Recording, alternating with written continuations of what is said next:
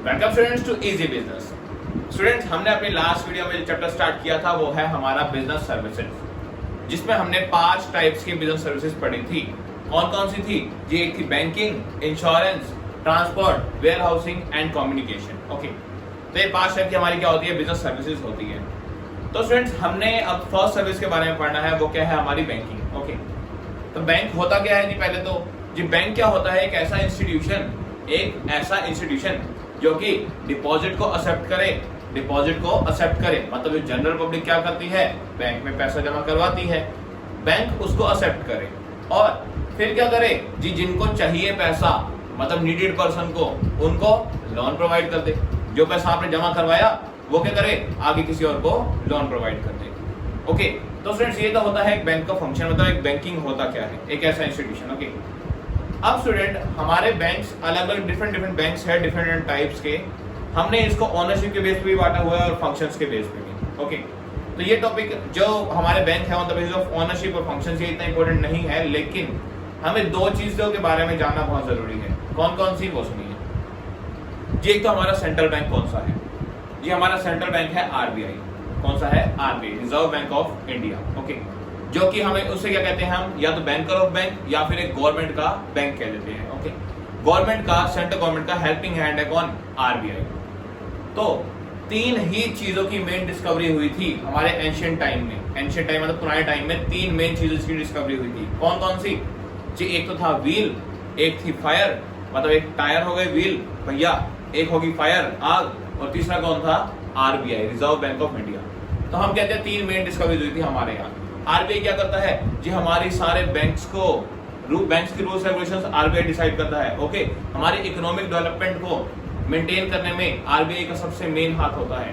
Okay, currencies की, अगर जो भी करेंसीज हमारी होती है, ओके, तो करेंसीज को पब्लिश कौन करता है? आरबीआई करता है। ओके, तो आरबीआई के बहुत सारे टास्क हैं, इसे हम गवर्नमेंट का बैंक भी कहते हैं। ओके, मेन बैंक कौन है? और इसका दूसरा नाम क्या है? हमारा सेंट्रल बैंक। हमारा सेंट्रल बैंक कौन सा है? आरबीआई। ओके, तो एक तो ये हो गया जी, आरबीआई हमारा एक सेंट्रल बैंक है वो। और दूसरा हमारा इंपॉर्टेंट टास्क है, वो क्या पढ़ना है हमने? कमर्शियल बैंक क्या होते हैं। ओके, देखिए कमर्शियल बैंक क्या होते हैं? जनरल बैंक्स जो आपके एरिया में भी होंगे, पीएनबी, एसबीआई, ये सारी कमर्शियल बैंक्स है।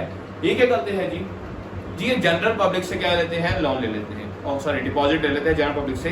ओके, जनरल पब्लिक से डिपॉजिट एक्सेप्ट करके ये आगे जिनको चाहिए उनको लोन देते हैं। ठीक है, लेकिन ध्यान रखना स्टूडेंट्स, होता क्या है? देखिए, ये जनरल पब्लिक से इन्होंने पैसा डिपॉजिट करवाया अपने पास, उस पे उन्हें देंगे कम इंटरेस्ट। ओके, मान लीजिए जैसे नॉर्मल सेविंग बैंक पे 5% के अराउंड इंटरेस्ट है। ओके, तो आपको जनरल पब्लिक को मिलेगा 5% इंटरेस्ट। लेकिन ये जब आगे लोन देंगे नीडेड पर्सन को, तो इनका ये जो इंटरेस्ट चार्ज करेंगे वो कितना होगा? अप्रोक्सीमेट 8%, 10%, 12%। ओके, तो ये इनकी इनकम का मेन सोर्स ही क्या है? इंटरेस्ट। मेन इनकम का सोर्स क्या है बैंक का? इंटरेस्ट। क्या करते हैं जी डिपॉजिट पे तो कम इंटरेस्ट दो। ओके, और क्या हुआ? जो पैसा आगे हमने लोन दिया है उस पर इंटरेस्ट ज्यादा चार्ज करो, जो बीच का डिफरेंस है वो इनकी इनकम। तो ये तो हो गया जी हमारे कमर्शियल बैंक होते क्या है। ओके, अब हमने मेन जो टॉपिक करना है वो हमारे क्या है? Functions of commercial bank. जी कमर्शियल बैंक के कौन कौन से फंक्शंस है, कौन कौन से कार्य करता है कमर्शियल बैंक? हमने 4 मेन फंक्शंस में उनको बांटा है। कौन कौन से? एक तो प्राइमरी फंक्शन है, एक सेकेंडरी फंक्शन है, एक इलेक्ट्रॉनिक बैंकिंग सर्विसेज है, और क्या है? Social function. तो ये 4 फंक्शंस में हमने किसको डिवाइड कर दिया? हमारे कमर्शियल बैंक के फंक्शंस में। ओके, आज हमने जो पढ़ना है वो है प्राइमरी फंक्शन। देखिए, प्राइमरी फंक्शन 2 ही होते हैं। बैंक का सबसे पहला काम, मेन काम मैंने आपको अभी बताया। प्राइमरी मतलब सबसे पहला काम 2 ही है। कौन सा जी? डिपॉजिट एक्सेप्ट करो और लोन दे दो। डिपॉजिट एक्सेप्ट करो और लोन दे दो। अब जी कौन कौन से टाइप के डिपॉजिट होते हैं, कौन कौन से टाइप के लोन होते हैं, वो सुनिए। देखिए स्टूडेंट्स, सबसे पहले आते हैं जी डिपॉजिट एक्सेप्ट करना। मैंने आपको बता दिया सबसे मेन काम क्या होता है बैंक का? डिपॉजिट एक्सेप्ट करो जनरल पब्लिक से। ओके, और उनको बदले में क्या दो? उनके ऊपर इंटरेस्ट। ओके, अब कौन कौन से टाइप की डिपॉजिट्स हो सकती है, कौन कौन से टाइप के अकाउंट्स हो सकते हैं हमारे, वो देखते हैं। देखिए, सबसे पहला कौन सा है? फिक्स्ड डिपॉजिट या टाइम डिपॉजिट। फिक्स्ड डिपॉजिट या टाइम डिपॉजिट क्या होता है कि वो सुनिए। इसमें हम क्या करते हैं? एक फिक्स्ड अमाउंट, क्या करते हैं? एक फिक्स्ड अमाउंट और फिक्स्ड टाइम के लिए एक फिक्स्ड अमाउंट फिक्स टाइम के लिए बैंक में क्या कर देते हैं, जमा कर देते हैं। मान लीजिए मैंने 10 लाख रुपए की एफडी करवाई, कितने की, 10 लाख रुपए की एफडी करवाई, और कितने साल के लिए, 5 साल के लिए। कितने साल के लिए, 5 साल के लिए। तो देखिए 10 लाख तो क्या हो गया, फिक्स अमाउंट, कि मैंने बैंक के पास 10 लाख रुपए रख दिए, फिक्स अमाउंट रख दिया। फिक्स टाइम कितना हो गया जी, 5 साल। मैंने 5 साल के लिए वो पैसा बैंक के पास रख दिया। ओके जी, जब वो मुझे मैच्योर होकर मिलेगा, जब वो मुझे मैच्योर क्या होता है, मतलब 5 साल बाद जब उसकी मैच्योरिटी डेट आ जाएगी, जब वो आपको वापस मिलेगा एक फिक्स टाइम के बाद, तो वो आपको इंटरेस्ट रख के वापस मिलेगा। ओके, और बहुत ही ज्यादा इंटरेस्ट किस पे होता है जी, फिक्स डिपॉजिट पे। क्यों, ये सुनिए। देखिए स्टूडेंट्स, इंटरेस्ट का जो वेरी करता है अलग अलग अकाउंट पे, वो क्यों करता है, वो ध्यान से सुनो जी। बैंक के पास आपने पैसा जमा करवा दिया, अब बैंक कितने टाइम तक आपके पैसे को यूज कर सकता है आगे लोन देने में, कितने टाइम तक आपके पैसे को यूज कर सकता है आगे लोन देने में, उसी बेसिस पे बैंक आपको इंटरेस्ट देता है, ज्यादा या कम। देखिए यहां पर क्या हुआ, यहां पर 5 साल के लिए क्या हुआ, 5 साल के लिए बैंक के पास क्या आ गया, एक पैसा आ गया, बैंक के पास एक फिक्स्ड अमाउंट आ गया, कितने साल के लिए, 5 साल के लिए। ओके, अब 5 साल तक बैंक उस पैसे को कैसे मर्जी यूज कर सकता है, उसको पता है, कोई लेने नहीं आएगा। ओके, तो आपको क्या देगा बैंक, उस पर इंटरेस्ट ज्यादा देगा, क्योंकि वो आपके पैसे का आसानी से, बहुत आसानी से यूज कर सकता है। ओके, तो इसलिए फिक्स डिपॉजिट पे, या इसे टाइम डिपॉजिट इसलिए कहते हैं क्योंकि ये फिक्स टाइम के लिए होता है। ओके, तो इस पे इंटरेस्ट सबसे ज्यादा होता है, हाईएस्ट इंटरेस्ट एफडी पे होता है। ओके, अब स्टूडेंट ये ध्यान रखना, चलिए मान लिया कि फिक्स डिपॉजिट पे ज्यादा होता है, वैसे तो पोस्ट ऑफिस में सबसे ज्यादा इंटरेस्ट होता है, लेकिन अभी हम बैंक में डिपॉजिट की बात कर रहे हैं। ओके, हम पोस्ट ऑफिस में डिपॉजिट की बात नहीं कर रहे, हम बैंक की बात कर रहे हैं, इसलिए एफडी में इंटरेस्ट सबसे ज्यादा होता है। अच्छा देखिए, अगर हमें मान लीजिए 5 साल से पहले पैसे की नीड पड़ गई तो क्या होगा जी, अगर आपको 5 साल से पहले ये फिक्स्ड अमाउंट को निकलवाना है, इस फिक्स्ड अमाउंट को निकलवाना है, तो क्या होगा जी, आपको मान लो 4 साल के बाद पैसों की नीड पड़ गई, आपको अपनी एफडी तोड़वानी पड़ेगी, आपको अपनी एफडी तोड़वानी पड़ेगी। ओके, और उसके ऊपर आपको क्या देना पड़ेगा, उसके ऊपर आपको डिस्काउंटिंग चार्जेस पे करने पड़ेंगे।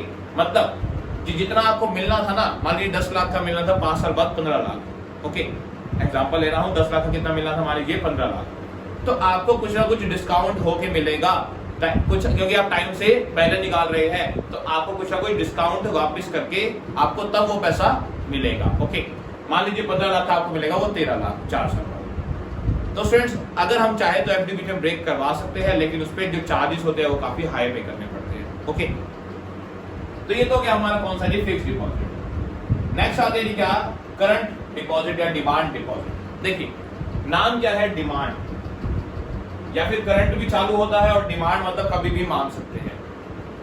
देखो ये इस टाइप की जो डिपॉजिट, जो अकाउंट खुलवाते हैं, वो कौन खुलवाते हैं, बिजनेसमैन। कौन, बिजनेसमैन। देखिए बिजनेस में क्या होता है, रेगुलर पैसा आता है बहुत ज्यादा, और रेगुलर बैंक में जमा होता है, और रेगुलर पैसों की नीड पड़ती रहती है, क्योंकि हमें आगे स्टॉक खरीदना भी होता है। तो इसमें क्या होता है जी, ये करंट अकाउंट या डिमांड डिपॉजिट, ये किसको नीड पड़ती है, ये पड़ती है बिजनेसमैन को नीड। जी क्या करते हैं, ये रोज के रोज जितना मर्जी पैसा जमा करवा सकते हैं और जितना मर्जी पैसा निकलवा सकते हैं, इनके ऊपर कोई रेस्ट्रिक्शन नहीं होती। ओके, मतलब इनमें क्या होता है, डेली ट्रांजैक्शंस होती है, डेली ट्रांजैक्शन, डेली आप पैसा निकलवा रहे हो, डेली जमा हो रहा है, ये सब कुछ। अब ध्यान रखना, इसके ऊपर बैंक कोई भी इंटरेस्ट नहीं देता, इसके ऊपर बैंक कोई भी इंटरेस्ट नहीं देता, या फिर अगर होता भी है तो बिल्कुल ना के बराबर इंटरेस्ट होता है। ओके, क्यों नहीं होता जी, देखिए मान लीजिए आपने कल 8 लाख रुपए बैंक में जमा करवा दिए, आपके बिजनेस में आए 8 लाख रुपए गुड सेल करने से, आपने वो बैंक में जमा करवा दिए जी। नेक्स्ट डे आपको माल खरीदना है, आपने 7 लाख निकलवा लिए। ओके, फिर आपने अगले दिन 6 लाख जमा करवाए, फिर 4 लाख निकलवा लिए। तो स्टूडेंट यहाँ पे आपकी पैसे ना आपके बैंक कहीं पर यूज नहीं कर सकता, क्योंकि बैंक को पता है कि आप कभी भी उस पैसे की वापस क्या कर सकते हो, डिमांड कर सकते हो। ओके, तो बैंक इसलिए आपके पैसे का कहीं यूज नहीं कर सकता। तो बैंक क्या करता है, वो देखो आपने जो अकाउंट खुलवाया है वो एक तरह से बस सिक्योरिटी पर्पस के लिए है, बस कि आपका पैसा रखने के लिए बैंक में सिक्योर है, इसीलिए बस। ओके, तो इसके ऊपर बैंक इंटरेस्ट नहीं देता, या फिर बहुत माइनर सा इंटरेस्ट देता है करंट अकाउंट। ओके, तो आई थिंक 2 अकाउंट आपको क्लियर हो गए होंगे, फिक्स क्या होता है और करंट क्या होता है। अब एक होता है जी सेविंग डिपॉजिट अकाउंट। कौन सा, सेविंग डिपॉजिट। सेविंग डिपॉजिट क्या होता है स्टूडेंट्स, वो हम करवाते हैं जनरल पब्लिक, जो मेनली क्या होते हैं, जॉबर होते हैं, मतलब जॉब कर रहे होते हैं पीपल, उनके लिए। देखिए हमारे जैसे जॉब अगर हम कर रहे हैं, हमारी अगर कोई जॉब है तो हमारी एक फिक्स सैलरी आती है, ओके, जो कि आप लगा लीजिए 50,000 रुपए एक फिक्स सैलरी। आप क्या करेंगे, आप मान लीजिए उसमें से 30 या 35,000 रुपए खर्च करते हैं हर महीने, ओके, तो 30-35,000 तो खर्च हो गया, बाकी जो बच गया 15,000 रुपए, वो आप क्या करते हैं जी, आप वो ना सेव करने की सोचते हैं। और सेव करने के लिए आप क्या करते हैं, बैंक में एक अकाउंट खुलवा लेते हैं, कौन सा, ये सेविंग डिपॉजिट अकाउंट, ओके, ताकि फ्यूचर में आपको कभी भी पैसों की नीड पड़े तो आप बैंक से आसानी से वो निकलवा सको। तो पहली बात तो हम ये पैसा किस लिए जोड़ते हैं जी, सेव करने के लिए, ओके, निकलवाने के लिए नहीं जोड़ते, सेव करने के लिए। तो इसके ऊपर क्या मिलता है, इंटरेस्ट मिलता है, इसके ऊपर इंटरेस्ट मिलता है, जो कि अप्रोक्सीमेट 4-5% होता है इतना, ओके। तो सेविंग डिपॉजिट पे आपको इंटरेस्ट भी मिलता है, ओके, और ये कौन खुलवाता है, जनरल पब्लिक, जो लोग जॉब करते हैं वो खुलवाते हैं, वो अपना थोड़ा बहुत पैसा सेव करते रहते हैं इस सेविंग अकाउंट में बैंक के पास, ओके। तो आई थिंक ये 3 आपको क्लियर हो गए होंगे। नेक्स्ट आते हैं जी रेकरिंग डिपॉजिट अकाउंट। ये क्या होता है वो सुनिए। देखिए जी, रेकरिंग डिपॉजिट या आरडी कहते हैं इसको। एक होता है एफडी, एक होता है आरडी। एफडी मतलब फिक्स डिपॉजिट, आरडी मतलब रेकरिंग डिपॉजिट। कि फिक्स डिपॉजिट में तो हमने एक ही बार पैसा 10 लाख रुपए बैंक के पास जमा करवा दिया, ओके। अब रेकरिंग डिपॉजिट में क्या होता है जी, इसमें बनती है इंस्टॉलमेंट। क्या बनती है, इंस्टॉलमेंट। मान लीजिए आपने एक आरडी करवा दी 10 लाख की, क्या करवा दी, आरडी करवा दी 10 लाख की, रेकरिंग डिपॉजिट करवा दिया 10 लाख। लेकिन आप ये पे कैसे करोगे 10 लाख जी, आप ये पे करोगे बैंक को इंस्टॉलमेंट में, या तो ये मंथली इंस्टॉलमेंट होगी या फिर क्या हो जाएगी, क्वार्टरली हो जाएगी। तो आप क्वार्टरली मान लीजिए आप 50-50 हजार रुपए बैंक में जमा कर रहे हो हर 3 महीने में, ओके, तो उसे क्या कहेंगे, आरडी। ध्यान रखना, एफडी की तरह ही आरडी भी एक फिक्स टाइम के लिए होती है, तो आप उससे पहले इसको नहीं निकलवा सकते। बस फर्क क्या है दोनों में, उसमें हमने पैसा एक ही बार दे दिया, आरडी में हम पैसा धीरे धीरे जमा करवाते रहेंगे बैंक के पास। तो होता क्या है जी, इस पे भी इंटरेस्ट होता तो बहुत ज्यादा है, लेकिन एफडी से थोड़ा कम होता है। क्यों होता है कि एफडी में एक ही बार सारा पैसा आपने जमा करवा दिया, इसमें आप करवा रहे हो धीरे धीरे। तो एफडी में इंटरेस्ट सीधा 10 लाख पे लगना शुरू होगा, इसमें पहले 50,000 रुपए, फिर हो जाएंगे वो 1 लाख, फिर हो जाएंगे 1.5 लाख, ऐसे करके जैसे जैसे पैसे आते जाएंगे उसके ऊपर इंटरेस्ट लगता जाएगा। तो आई थिंक आपको ये भी क्लियर हो गया होगा कि आरडी क्या होता है, रेकरिंग डिपॉजिट क्या होता है। अब आते हैं स्टूडेंट्स इसका last point, multiple option deposit account. ये क्या होता है वो सुनिए। देखिए मल्टीपल ऑप्शन मतलब इसके अंदर हमारे पास एक से ज्यादा ऑप्शन है, ओके, मल्टीपल एक से ज्यादा, तो एक से ज्यादा ऑप्शन है इस अकाउंट में हमारे पास। क्या है जी वो सुनिए। देखिए इसमें क्या होता है, इसमें हमारी ना एक सर्टेन लिमिट फिक्स कर दी जाती है। सर्टेन लिमिट मान लीजिए 5 लाख रुपए, ठीक है, हमारा होता तो एक नॉर्मल अकाउंट ही है, मान लीजिए 5 लाख रुपए हमने एक लिमिट फिक्स कर दी। जैसे ही हमारे अकाउंट में 5 लाख से ऊपर पैसा चला जाएगा, जैसे ही हमारे अकाउंट में 5 लाख से ऊपर डिपॉजिट हो जाएगा, ओके, बैंक क्या करेगा, उसको ऑटोमेटिकली एफडी में कन्वर्ट कर देगा 5 लाख से ऊपर के अमाउंट को। मतलब 5 लाख की एफडी हो जाएगी हमारी, ओके, एक फिक्स हमने अमाउंट क्या कर दिया 5 लाख, तो 5 लाख के ऊपर जो जमा होंगे वो आगे जमा होते रहेंगे। 5 लाख की अभी क्या हो जाएगी, एफडी। अब आपके इसमें 2 अकाउंट चल रहे हैं, कौन से जी, एक तो सेविंग और एक फिक्स डिपॉजिट। सेविंग और फिक्स डिपॉजिट ये दोनों का कॉम्बिनेशन हो गया। देखिए सेविंग तो कब तक है जी, सेविंग तो है जब तक 5 लाख नहीं हुए, ओके। उसके बाद क्या होगा, ये जैसे ही 5 लाख से ज्यादा हुए तो 5 लाख की तो क्या हो जाएगी, एफडी हो जाएगी। 5 लाख की तो क्या हो जाएगी, एफडी हो जाएगी। और ऊपर जो इसके ऊपर जितने भी जमा होंगे, मान लीजिए 50,000 रुपए आगे और जमा हो गए, तो 50,000 रुपए कहाँ चले जाएंगे, सेविंग में, ओके। 5 लाख की लिमिट रख दी, अगर मान लीजिए हो गए पैसे 5,50,000, तो 5 लाख की क्या हो जाएगी, एफडी, और ऊपर के 50,000 कहाँ रह जाएंगे, सेविंग अकाउंट में आपके रह जाएंगे। तो इसमें मल्टीपल अकाउंट क्या हुआ, एक सेविंग भी साथ साथ है और एक फिक्स डिपॉजिट भी साथ साथ है। तो ये होते हैं हमारे मल्टीपल ऑप्शन डिपॉजिट अकाउंट। और हम चाहे तो इस एफडी को भी ब्रेक करवा सकते हैं अगर हमें नीड हो तो, ओके। तो स्टूडेंट ये तो हमारे क्या थे कि कौन कौन से टाइप के डिपॉजिट होते हैं, ओके। और ये पहला फंक्शन था प्राइमरी फंक्शन का कि ये डिपॉजिट एक्सेप्ट करते हैं। अब जी ये लोन कैसे कैसे देते हैं बैंक, किस किस टाइप के लोन होते हैं वो सुनिए। देखिए मैंने आपको बताया कि इसका दूसरा फंक्शन क्या है मेन, एक तो डिपॉजिट एक्सेप्ट करो और एक लोन दो। ये लोन के ऊपर इंटरेस्ट क्या लोगे, ज्यादा लोगे, सिंपल सी बात। अच्छा अब लोन किस किस टाइप के होते हैं, पहले तो कह रहे थे कैश क्रेडिट। जी कैश में उधार, बैंक से अगर आप कुछ सिक्योरिटी रख के आसानी से कैश में कोई भी उधार ले सकते हैं। ओके, तो पहली बात तो कैश में बैंक आपको क्या दे सकता है, उधार दे सकता है, ये हो गया पहले टाइप का लोन। ओके, कुछ ना कुछ गिरवी रख के आप उसमें लोन ले सकते हैं। जी दूसरा क्या हो गया, जी दूसरा हो गया ओवरड्राफ्ट। क्या हो गया, ओवरड्राफ्ट। ये क्या होता है वो सुनिए।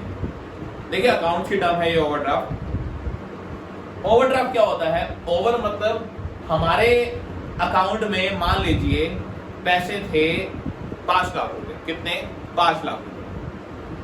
बैंक ने हमें फैसिलिटी दे रखी है कि अगर आपको कभी पैसों की नीड ज्यादा हो, अगर आपको कभी पैसों की नीड ज्यादा हो तो आप 50,000 रुपए तक माइनस में लेके जा सकते हो अपना अकाउंट।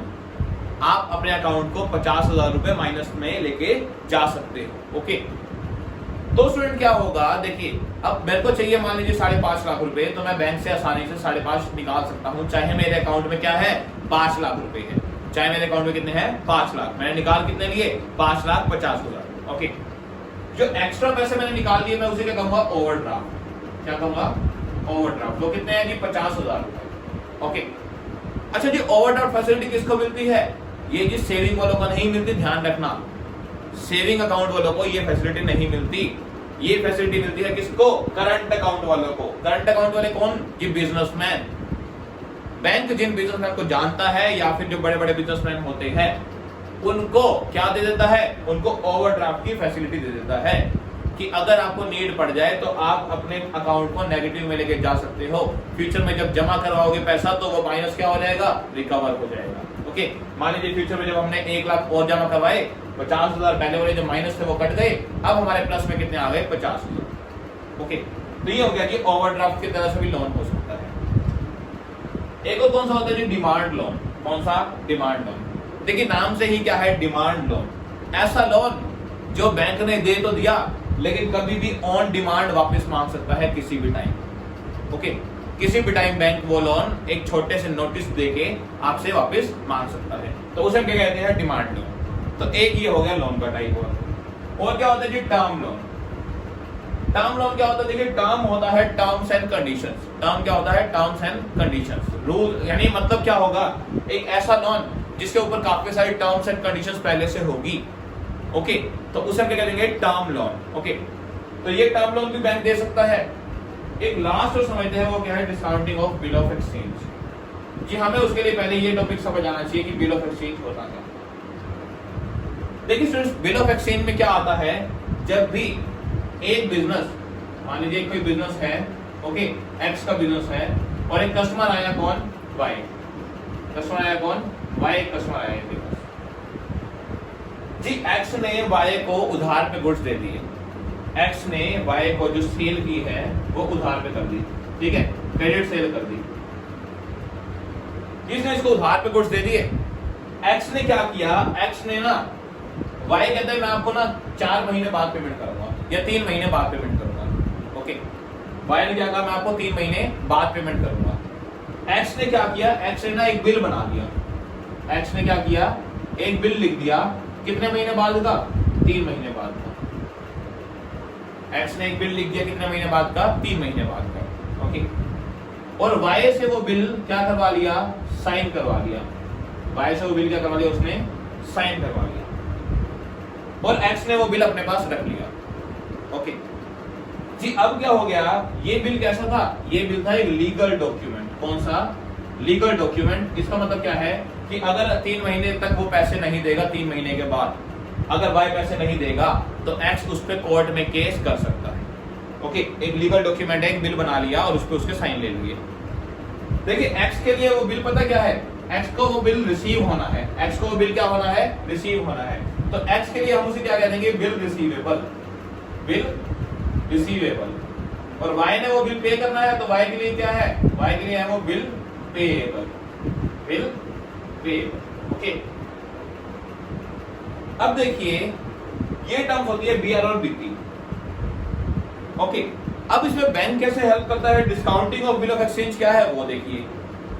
देखिए डिस्काउंट करवाना मतलब निकलवा लेना, डिस्काउंट करवाना मतलब निकलवा लेना जी। अगर एक्स ने 3 महीने बाद पैसे लेने हैं वाई से और एक्स को पैसों की जरूरत पड़ गई 2 महीने बाद, एक्स को पैसों की जरूरत पड़ गई 2 महीनों बाद। ओके, तो x क्या करेगा, x जाएगा बैंक के पास उस बिल को लेके, x जाएगा बैंक के पास उस बिल को लेके। ओके, बैंक कौन सा होगा, जहां पे y का कोई अकाउंट होगा। ओके, वहां पे जाएगा और क्या करेगा x जी, x वो बिल दिखाएगा और कहेगा मुझे इसको डिस्काउंट करवाना है।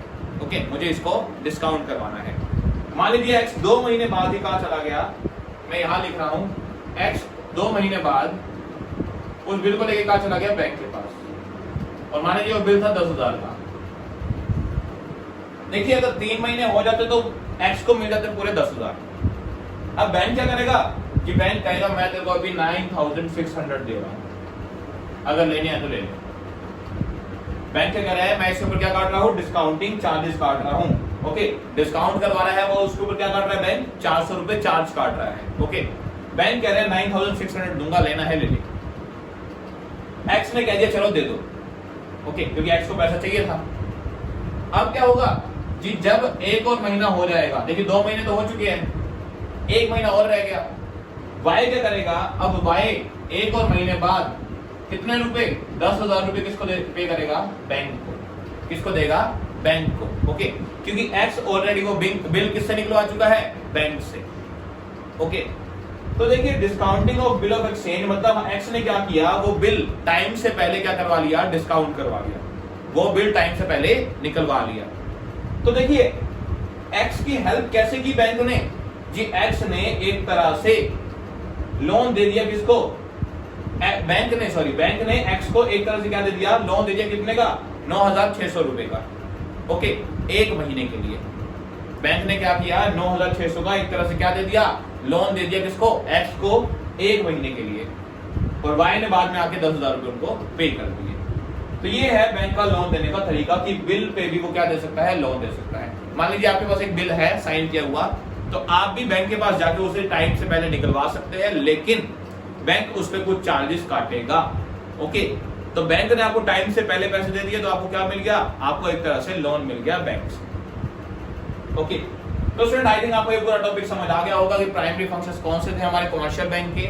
बहुत अच्छे से हमने क्लियर किया। आज हमारे नेक्स्ट क्लास में हम जो टॉपिक डिस्कस करेंगे वो करेंगे secondary functions and social functions और इलेक्ट्रॉनिक बैंकिंग सर्विसेज, इनके बारे में डिस्कस करेंगे। तो फ्रेंड्स आज के लिए इतना ही, मिलते हैं नेक्स्ट क्लास में। वीडियो पसंद आए तो फ्रेंड्स लाइक जरूर करना।